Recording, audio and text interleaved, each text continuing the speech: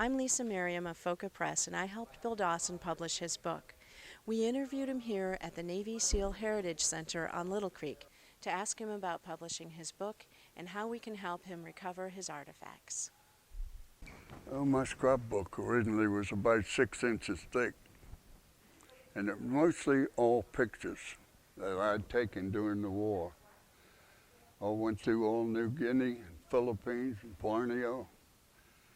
I had native pictures of natives and pictures of Jap planes shot down, and quite a number of photos. And from interviews that I give to Lisa, she did a beautiful job of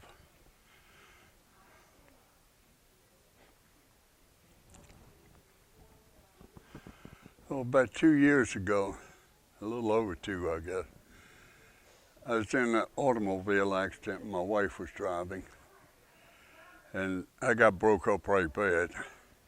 They tell me I had a broken back, broken ribs front and back, broken collarbone, and they really didn't expect me to live. But I guess I was just a little too ornery. What makes me mad is the way they took everything away from me. So they got a buyer for my home, and they got the auctioneer to come in.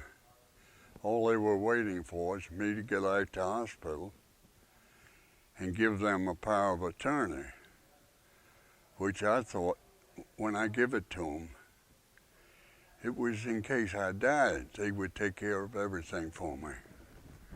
But it was just the opposite. They had planned everything ahead of time, and I made the mistake of giving the power of attorney, and they took everything I owned. Everything I'd worked for all my life. My dad too. My dad left me his home, and they turned around and took it away from me. My home was paid for.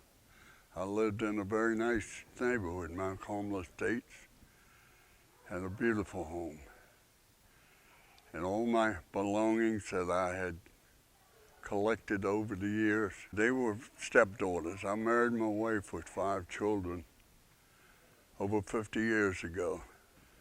Well, I helped to raise them from the beginning. The youngest boy was only 8 years old. The rest of them were older. No, I got into the house one time, but everything I put aside I wanted to save, they wouldn't let me have it. They give, I don't know how much of my property away to, I don't know whether it was relatives or strangers or what, but I didn't understand why they give it away, all my property, and sold it, when they wouldn't let me have one thing I asked for. I put things aside, they come along behind me and move them, put them somewhere else. I never saw one thing I asked for. I had given my M1 to a friend of mine, and my wife made him give it to my brother-in-law, so-called brother-in-law. But as far as I know, he still has that. I had a number of guns. I used to do a little hunting and this thing and that, target practice. They took all my guns away from me. I never got to keep one of them. Knives, all kind of knives I had. A lot of the things I wanted to give to the museum, far back as World War II. And they took everything.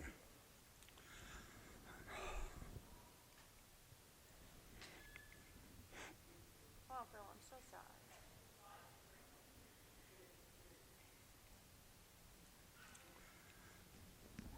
A hunting knife that my dad gave me, I carried with me every day, in and out the water, and all the invasions we went on. But it kept getting shorter, a shorter blade. I kept filing down to keep it sharp. So finally one day I took the handle off of it and I put a new handle on using Japanese aluminum and plexiglass off of Jap planes that had been shot down. And I wanted to keep that and give it to the museum. But it went with all the rest of the things. It'd be nice. Even my pins that I never used in World War II was with a number of things that I had in my wall, which you can see from the picture in my album, that I would have loved to give them to the museum, but they're long gone now. Now, fortunately, when they sold my house and put the money in my account, I took half of the money. I figured my wife deserved half of it, and I deserved half. So I put it in a private account where nobody else could get to it. And it's a good thing I did, because I don't think I'd have had anything. I have no idea who took them, if they was given to them, or whether they bought it at the auction or what it was. But I never saw any of it, and I don't know who may have bought any of it. They was never told.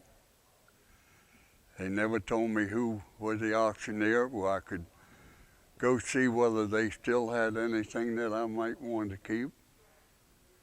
They wouldn't tell me anything. The last thing I remember her saying, they put my wife and I both in the home. They said, "You can leave anytime you want." Just like they don't need me anymore. They've got the money. They wanted to put their mother in assisted living, which they did. I sometimes wonder if it wasn't because they didn't want to have to pay for it. They got all my, or not all of it, but most of my money I worked for all my life, and they took everything away from me.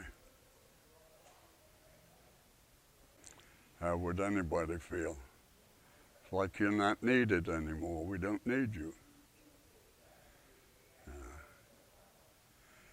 I've been there for over 2 years now, and I've yet to have anybody except a couple of my cousins and my sons come visit me or give me a phone call. But that's life. Well, they did leave